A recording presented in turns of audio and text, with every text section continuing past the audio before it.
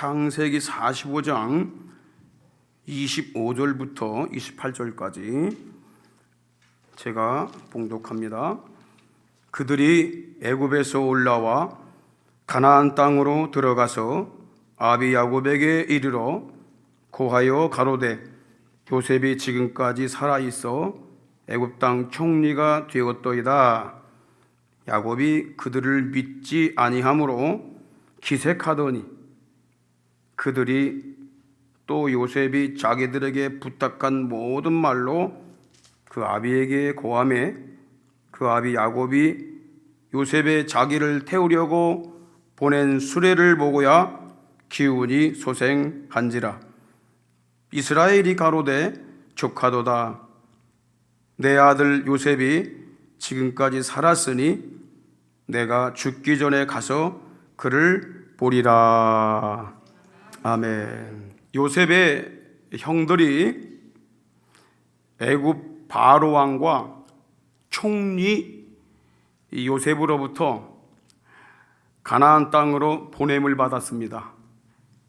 그들은 애굽에서 제공된 옷을 입고 또 그 나라의 양식을 가지고 그리고 그 나라에서 제공된 수레를 타고 아버지가 계신 가나안 땅으로 향했습니다. 가나안 땅에 도착한 이 형들은 아버지 야곱에게 가장 큰 기쁨의 좋은 소식을 안겨주었습니다. 이 아버지 야곱에게 전달된 가장 큰 기쁨의 소식, 그게 무엇일까요? 애굽에서 보내온 수많은 양식과 물품들이 기쁜 소식일까요? 물론 기근과 굶주림에 시달리고 있는 야곱에게 있어서 그건 기쁜 소식이 될 수 있습니다. 그러나 가장 큰 기쁜 소식은 아닙니다. 그러면 애굽의 인질로 잡혀 있었던 시므온이 풀려나고 가장 사랑하며 염려했던 막내 아들 베냐민까지 안전하게 11명의 아들이 돌아온 것이 가장 큰 기쁨의 좋은 소식일까요? 야곱이 그의 아들들로부터 가장 큰 기쁨의 좋은 소식을 듣기 전까지는 그것이 기쁨의 소식이었어요. 그러나 그것도 그에게는 가장 큰 기쁨의 좋은 소식이 아닙니다. 그렇다면 야곱이 그의 아들들로부터 받은 가장 큰 기쁨의 좋은 소식, 그것을 복음이라고 그래요. 한마디로 말하면 가스펠, 굿뉴스. 야곱이 받은 굿뉴스가 무엇일까? 가장 큰 기쁨의 좋은 소식이라고 말이야. 여러분, 다 기쁜 소식이라고 말할 수 없어요.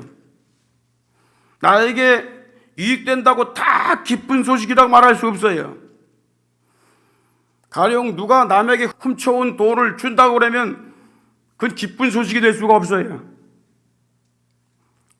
기쁜 소식에는 반드시 좋은 소식이 되어야 되는 거야. 기쁨의 좋은 소식. 너도 좋고 나도 좋고 그게 기쁨의 좋은 소식이에요. 내가 누굴 누르고 성공했어. 그건 나에게만 좋은 소식이지 저 사람에게는 좋은 소식이 아니야. 그럼 야곱이 받은 큰 기쁨의 좋은 소식이 뭔가? 그 첫 번째가 뭐냐면 요셉이 살아있다는 말이었어요. 요셉이 살아있다는 소식이었습니다. 여러분 25절과 26절 보십시오. 그들이 애굽에서 올라와 가나안 땅으로 들어가서 아비 야곱에게 이르러 고하여 가로되 요셉이 지금까지 살아있어 애굽 땅 총리가 되었더이다. 야곱에게 들려온 가장 큰 기쁨의 좋은 소식은 오래전에 죽었던 요셉이 지금까지 살아있으며 그가 애굽에서 총리가 되었다는 소식입니다. 이 소식은 너무 기쁘다 못해 충격적인 소식이었어요. 만약 죽었던 요셉이 살아 돌아올 수만 있다면 그렇게 되기를 간절히 갈았던 것이 평생 야곱의 소원이었습니다. 요셉이 살아있다는 이 소식은 그동안 야곱이 겪었던 지난날의 모든 슬픔과 고통과 눈물을 한꺼번에 씻어버릴 수 있는 가장 큰 기쁨에 좋은 소식이었습니다. 그런데 막상 그의 아들들로부터 요셉이 살아있다는 이 기쁜 소식을 들었을 때에 이 야곱이가 어떤 반응을 보인 줄 아십니까? 26절 하반절에 보니까 야곱이 그들을 믿지 아니함으로 기색하더니 그랬어요. 믿지 못하겠다는 거예요. 여기서 기색하다라는 말이 뭐냐면 무력하다, 감각이 없다, 거절하다 그 뜻이에요. 야곱이 마음이 굳어졌어. 감각이 없어졌어요. 그래서 그들의 말을 믿지 못하겠다고 거절해 버렸어요. 무엇 때문에 야곱이 요셉이 살아있다는 그의 아들들의 말을 믿지 못하고 거절한 것일까요? 성경을 가만히 보세요. 그들을 믿지 못했다고 그랬어요. 요셉을 믿지 못한 게 아닙니다. 그들을 믿지 못했다. 왜 아들들을 믿지 못했을까요? 아들들이 하는 말을 왜 믿지 못했을까요? 세 가지 합당한 이유가 있습니다. 첫째는요, 그의 아들들에 대한 불신입니다. 아버지가 자기 아들들을 못 믿었어. 왜 그런 거 아니? 야곱의 아들들이 아버지에게 신뢰받지 못할 아주 큰 잘못들을 여러 번 행했어요. 그들이요, 아버지를 속이고 세겜 부족을 속이고 모든 남자들을 다 학살을 해버렸어요. 10명의 아들들이 그런 못된 짓을 한 거예요. 그리고 장자 르우벤은 아버지의 후초를 강간을 했습니다. 또 어떤 아들들은 후초들과 노닥거리기를 좋아했어요. 그래서 야곱이가 요셉을 세워서 그들의 행보를 보고하게 했던 거예요. 이런 믿음지 못한 행동들 때문에 요셉이 살아있다는 그 아들들의 말을 신뢰할 수가 없었던 것입니다. 이것은 복음의 전달자들이 세상을, 가정을 어떻게 살아가야 할 것인지를 보여주고 있는 것입니다. 왜 우리가 거룩하게 살아야 되는지, 왜 하나님을 믿는 성도들이 구별되게 살아야 하는지 그 이유를 보여주고 있어요. 두 번째, 애굽의 총리에 대한 오해 때문입니다.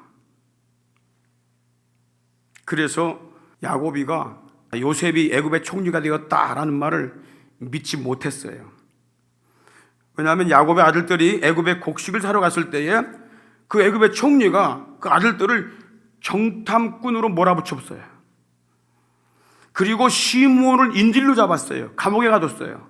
그리고 막내 아들 베냐민까지 데리고 오라고 명령했기 때문에 야곱은 그를 나쁜 총리로 여기고 있었습니다.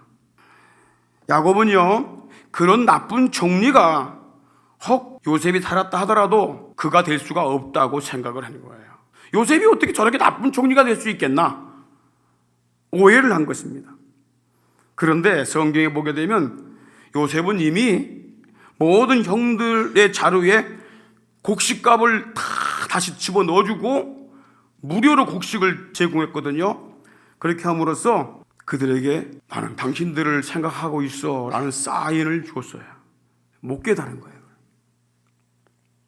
이 야곱이가 요셉이 살아있다라는 말을 믿지 못한 이 세 번째 이유는 뭐냐면 죽은 자가 살아난다는 것을 본인이 믿을 수 없었기 때문에 그런 거예요. 이게 가장 큰 이유입니다. 죽은 자가 어떻게 다시 살아났느냐? 야곱은 22년 전에 요셉이 짐승들에게 찢겨 죽은 것으로 굳게 믿고 있었기 때문에 그 아들이 살아있다는 말을 믿을 수가 없었던 것입니다. 사실 야곱처럼 하나님을 체험한 자가 또 어디 있겠습니까? 형 에서를 속였다가 목숨 건지려고 집을 도망을 갈 때에 그가 베델에서 하나님을 만났습니다. 베델에 하나님을 만났습니다.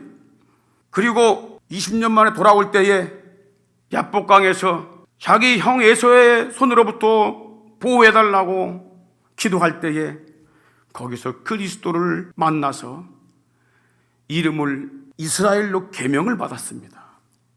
너 앞으로 이름을 이스라엘이라고 하라. 그런 하나님을 깊이 체험한 자입니다.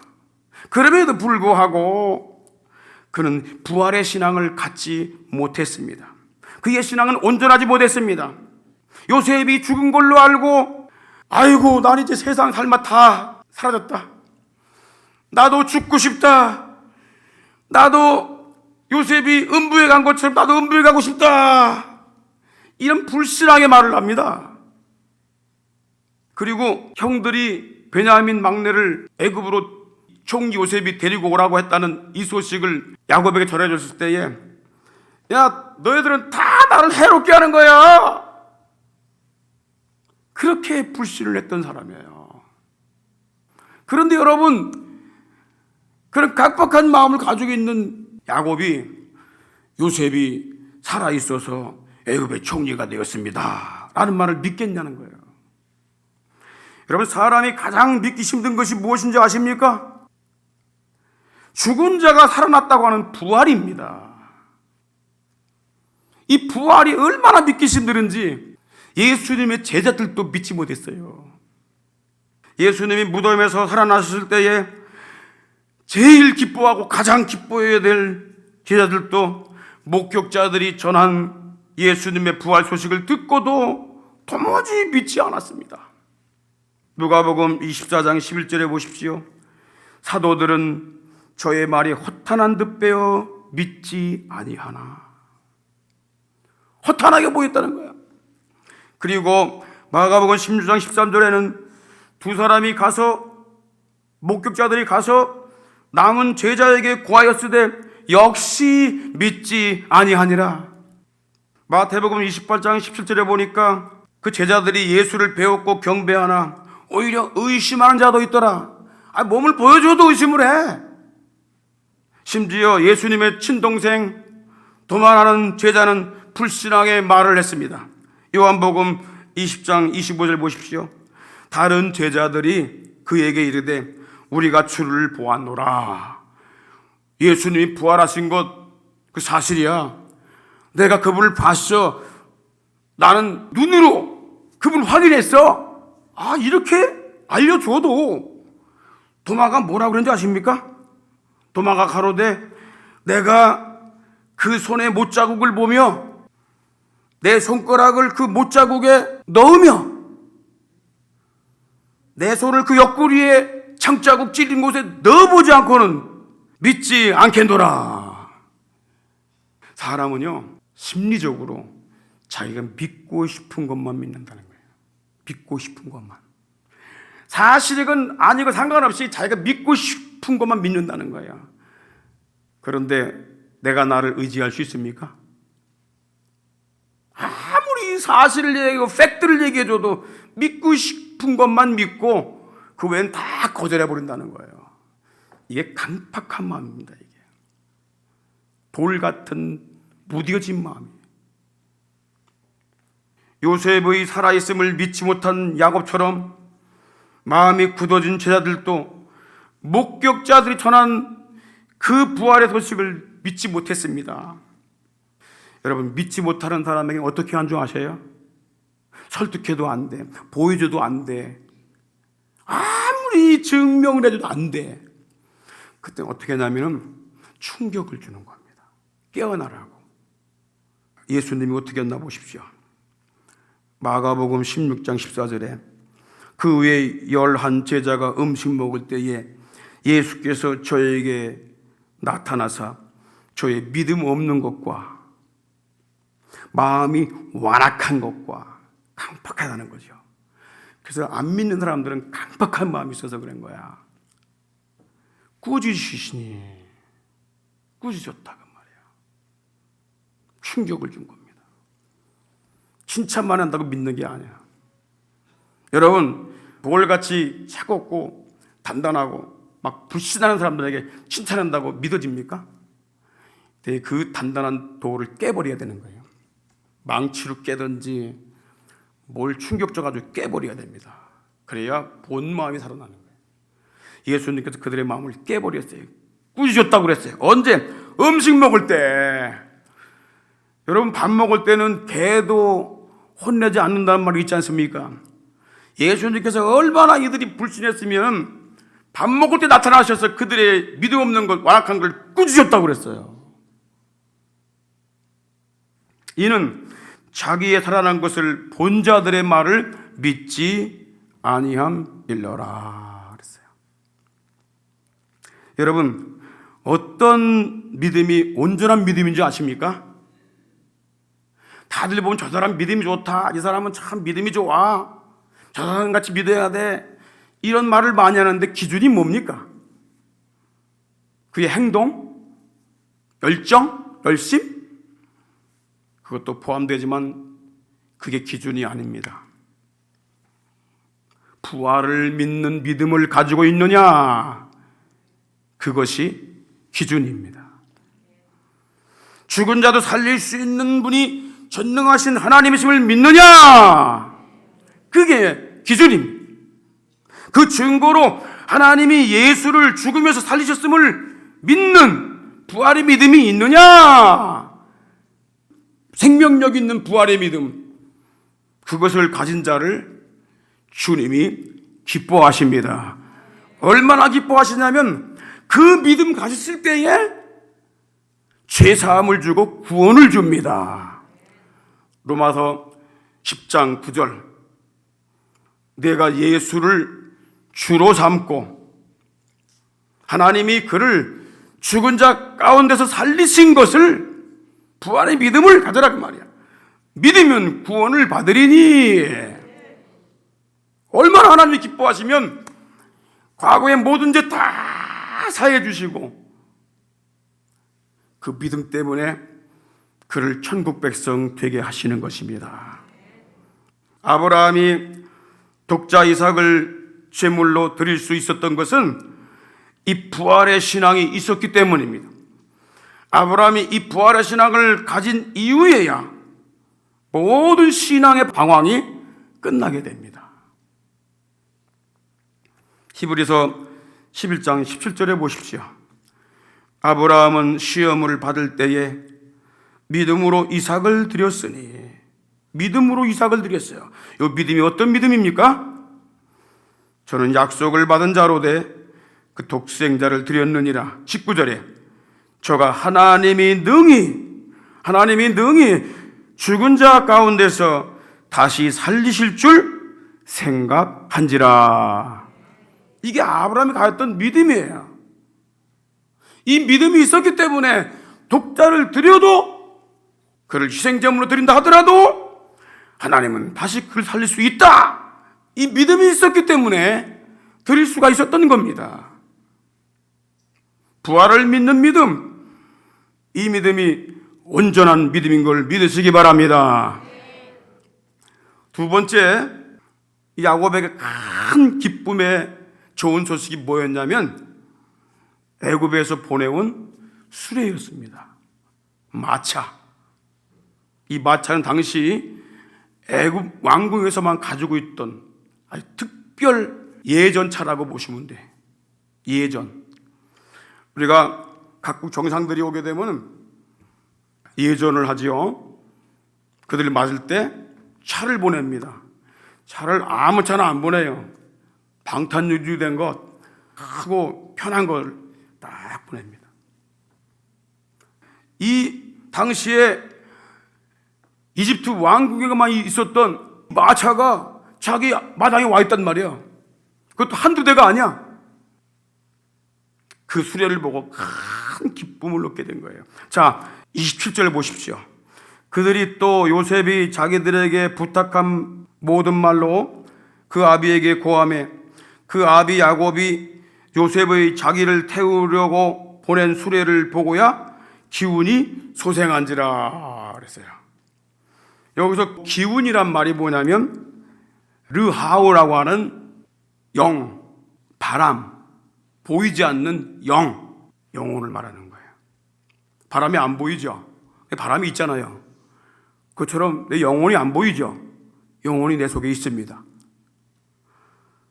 그래서 기운이 소생했다 이런 말은 뭐냐면 그의 영혼이 생명력 있는 부활신앙으로 살아났다 그 뜻이에요.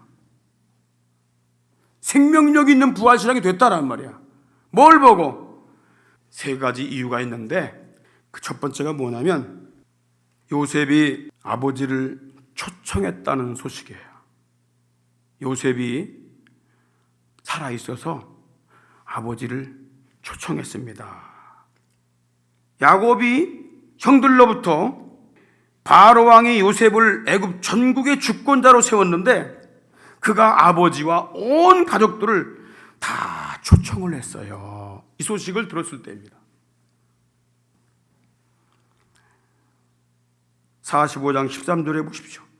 당신들은 나의 애굽에서의 영화와 당신들의 본 모든 것을 다 아버지께 고하고 속히 모시고 내려오소서. 우린 가족들에게 주님께서 수고하고 무거운 짐진 자들을 초청하신다는 이 기쁜 소식을 전해야 하는 것입니다. 두 번째, 야곱이가 부활신앙, 요셉이 살아있다라는 부활신앙을 갖게 된 이유가 뭐냐면 그 아들들의 자백 때문입니다. 아들들의 자백. 형들이 아버지에게 요셉이 살아있다는 말을 전하면서 지금까지 자신들의 숨겨온 죄를 꼭꼭 숨겨온 죄를 자백을 했습니다. 아버지, 사실은 요셉이 짐승에게 찢겨 죽은 것이 아닙니다. 22년 전에 저희들이 요셉을 애굽의 종으로 팔았습니다. 저희들이 악한 죄인입니다. 라고 고백을 한 거예요. 야곱이 변화된 아들들의 진실한 고백을 듣고 요셉이 살아있음을 더욱 확신하게 되는 거예요. 아, 그렇게 된 거구나. 근데 자백하는 그 아들들을 야곱은 혼낼 수가 없었어요. 그래, 다 지나간 일이다. 지나간 일이다. 용서를 받고 또 요셉이 살아있음을 확신하게 된 것입니다. 세 번째로는 애굽에서 보내온 수레를 보았기 때문에 그런 거예요. 27절 하반절에 보십시오. 요셉의 자기를 태우려고 보낸 수레를 보고야 기운이 소생한지라 그랬어요. 야곱은요, 애굽 왕궁에서 요셉이 보내온 수레라는 이 증거물을 본 이상 그가 살아있음을 거부할 수가 없었어요. 믿지 않을 수가 없었어요. 애굽 왕궁에서 보내온 수레는 하나님의 은혜와 보증의 수단입니다.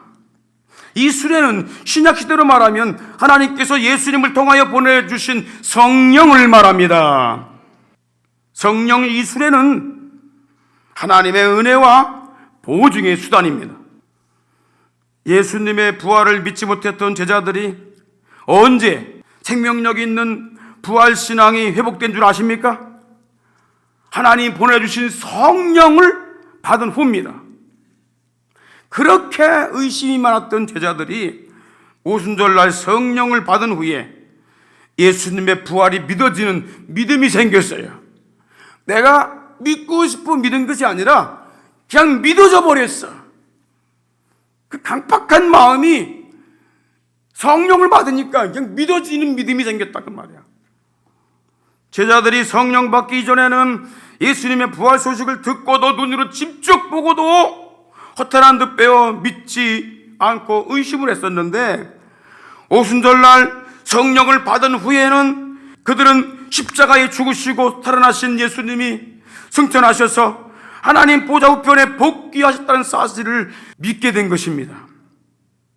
여러분, 성령 받기 이전에는요, 부활하신 예수님의 몸을 직접 보고도 믿지 못했어요. 그런데 성령 받은 후에는 예수님이 승천하시고 세상에 계시지 않아도 믿어졌다 그 말입니다. 야곱이가 살아있는 요셉을 못 봤어요. 못 봤어도 그가 보내온 수레를 보고 확실하게 믿었다 그 말이에요.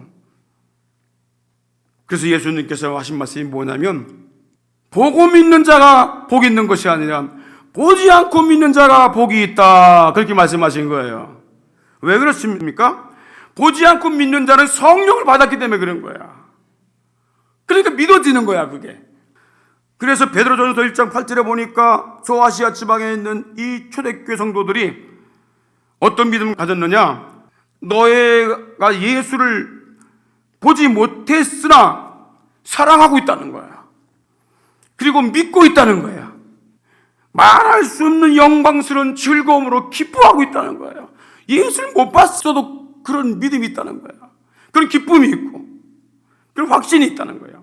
왜 그렇습니까? 그 마음 안에 하나님이 보내주신 성령이 믿어지게 했기 때문에. 이 믿어지는 믿음이 상당히 중요합니다. 애굽에서 보내온 이 수레가 요셉이 살아있다는 증표요, 그 나라로 초청되었다는 보증입니다. 수레가 바로 이 성령을 얘기한다고 그랬죠. 하나님이 예수 그리스도를 통하여 보내신 이 성령은 예수 그리스도가 살아계신 증표고, 그 예수님이 천국으로 우리를 초청하고 있다는 보증인 걸 믿으시길 바랍니다. 만약 야곱의 자손들이 가나안 땅에서 애굽으로 가는 동안 걸어서 간다고 생각해 보십시오. 한 달 이상이 걸립니다.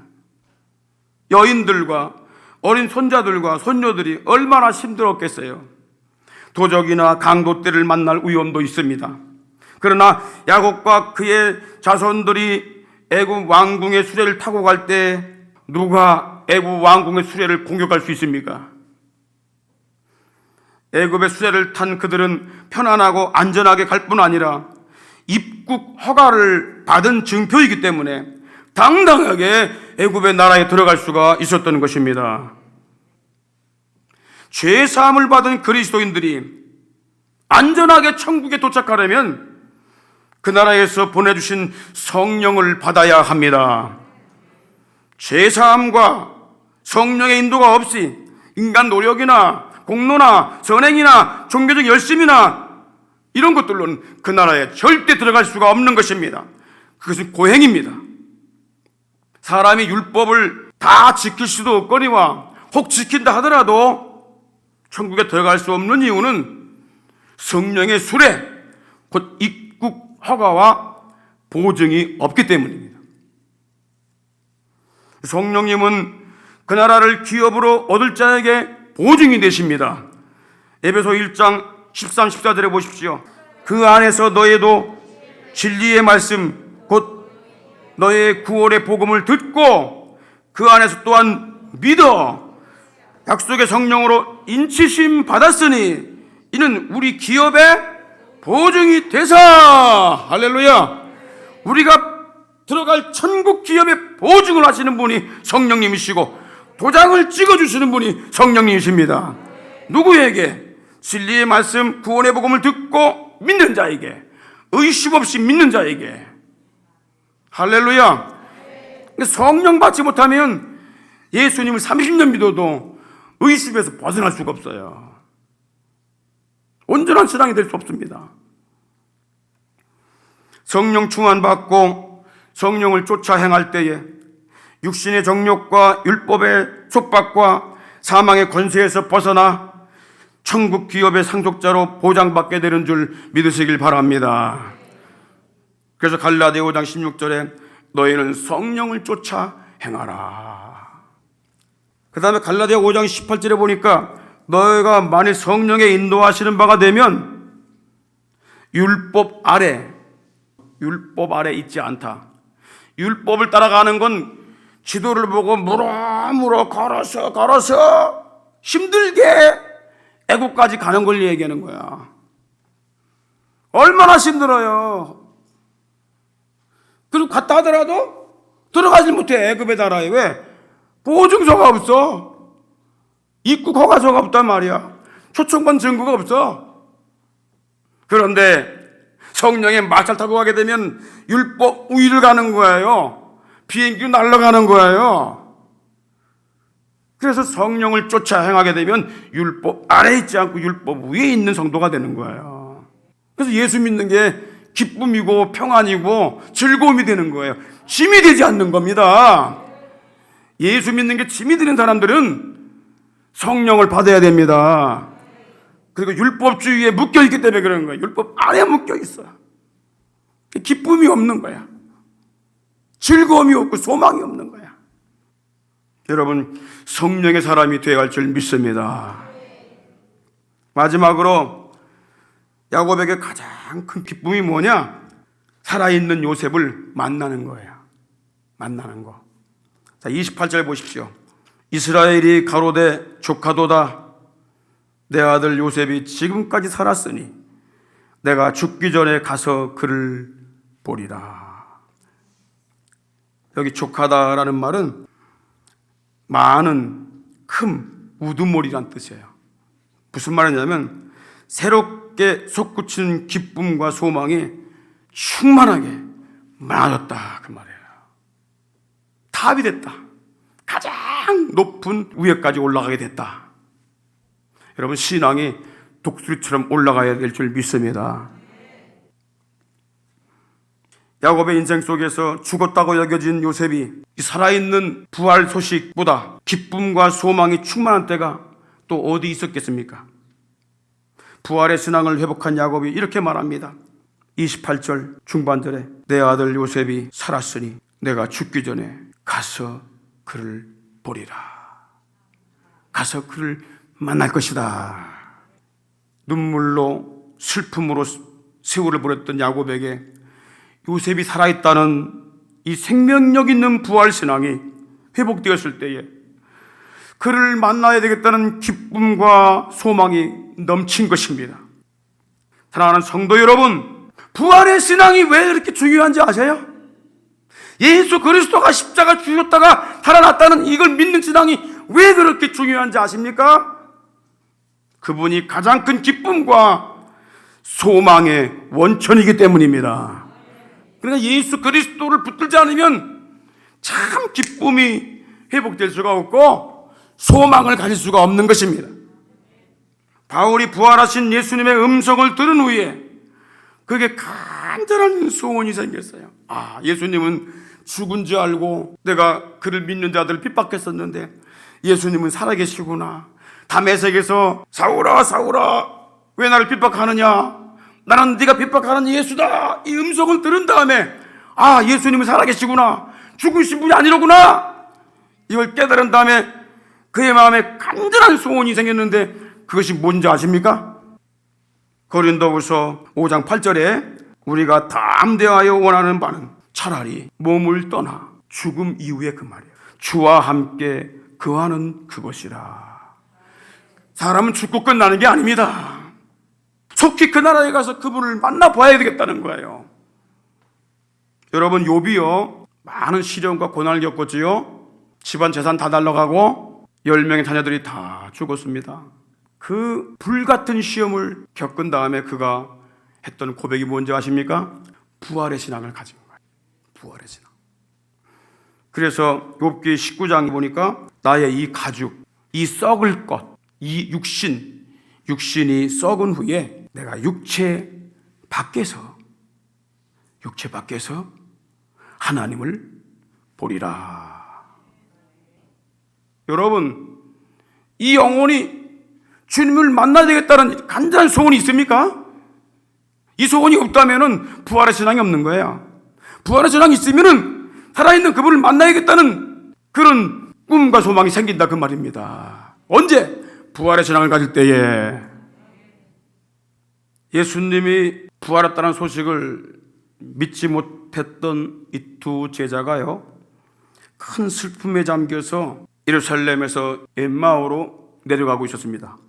그들은 예수님이 구원자인 줄 알고 메시아인 줄 알고 그리스도인 줄 알고 수년간 믿고 따라 다녔었는데 그분이 십자가에 힘없이 매달려 죽으시는 걸 보고 큰 절망과 시리에 빠졌습니다. 그런데 십자가에 죽으신 예수님이 3일 후에 살아났다는 소문이 퍼지면서 예루살렘 성 안이 술렁거렸습니다. 어떤 이는 그를 보았다고 말하기도 합니다. 그런데 11명의 제자들은 예수님의 부활을 믿지 않고 의심했습니다. 그 중에 2명의 제자가 두렵고 낙심되는 마음으로 자기 고향으로 향하고 있었습니다. 그런데 이날 2 제자가 이 절망과 시리에서 벗어나 온전한 부활 실험으로 회복되는 놀라운 역사가 일어났습니다. 무엇 때문에 그런 줄 아십니까? 예수님이 나타나셔서 못자국 보고 여창자국 만져봐라, 그렇게 해서 부활신앙이 회복된 줄 아십니까? 그렇지 않습니다. 어떻게 그들의 신앙이 회복되었을까요? 이 부활하신 예수님이 그들이 알아볼 수 없는 다른 모습으로 낯선 사람으로 나타나셔서 주거니 받거니 얘기하다가 예수님이 구약의 말씀을 들어서 복음으로 자세히 풀어줍니다. 예수님이 구약 성경을 통하여 그리스도가 십자가에 죽으시고 부활할 것이라는 이 복음의 말씀을 자세히 풀어주셨을 때에 그들에게 생명력 있는 변화가 일어나기 시작했습니다. 누가복음 24장 32절에 그들이 어떤 말을 하고 있는지 아십니까? 저희가 서로 말하되 길에서 우리에게 말씀하시고 우리에게 성경을 풀어주실 때에 제가 여러분들 지금 드리는 말씀이 성경을 풀어주는 겁니다. 엉뚱한 얘기하는 것이 아니라 해상 얘기하는 것이 아니라 성경을 풀어주는 것입니다. 성경을 풀어주실 때에 우리 속에서 마음이 뜨겁지 아니하냐? 예수님 상처난 곳 봐야 뜨거워집니까? 표적을 봐야 뜨거워집니까? 증거물 봐야 뜨거워집니까? 말씀을 통해서 뜨거워지는 것입니다. 말씀은 생명입니다. 사람이 떡으로만 살 것이 아니오 하나님의 이유라는 모든 말씀이 영혼을 살리는 양식입니다. 마음이 뜨거워졌다, 이 말이 뭐냐면 원어의 뜻이 카이오라는 뜻인데 불을 켜다, 불타다, 불태우다, 그 뜻이에요. 성경 말씀을 통해서 복음을 듣고 예수 그리스도의 부활이 믿어졌을 때에 그들 마음에 불이 붙었어요. 여러분, 사람도요 서로 보고 남녀가 불이 붙어야 결혼하는 겁니다. 불 안 붙고 맹숭맹숭한테 결혼이 되겠습니까? 불이 붙어야 따라가게 되는 거예요. 부활의 신앙이 믿어질 때에 그들 마음에 불이 붙었어요. 뜨거워졌어요. 의심과 슬픔과 절망으로 어졌던 마음이 다 태워져 버리고 밝은 마음이 된 걸 믿으시기 바랍니다. 옥토밭이 된 겁니다. 그들이 이 부활의 신앙을 회복한 다음에 어떤 결단을 내렸습니까? 33절 보십시오. 곧 그 시로 일어나 예루살렘에 돌아가 보니, 자, 그게 중요한 거예요. 그 시로 깨달았을 때에, 야곱이가 요셉이 살아있다는 것을 확신했을 때에 기쁨으로 즉시 야 가보자 라고 했던 것처럼 예수님의 부활이 믿어지니까 다시 예루살렘으로 즉시 올라가게 된 거다, 그 말이야. 올라가 보니까 누가 있어? 11사도와 및 그와 함께한 자들이 모여 있어. 부활의 공동체, 교회를 말합니다.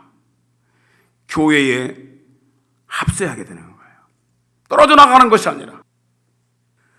그래서 교회로 모여들게 되는 거예요. 예배자리에 모여들게 되는 거예요. 부활을 증거하는 곳에 모여들게 되는 거예요. 성령 받은 게 분명합니다. 이것이 회개입니다.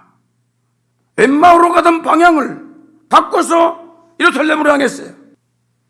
교회로 향했어요. 회개가 뭐냐? 세상으로 가던 발걸음, 불신앙으로 가던 발걸음, 의심으로 점철된 그 마음이 바뀌는 겁니다. 뒤바뀌는 거예요. 그리고 믿음의 공동체, 신앙의 공동체, 부활의 공동체, 그 속으로 들어오는 것입니다. 그게 회개입니다.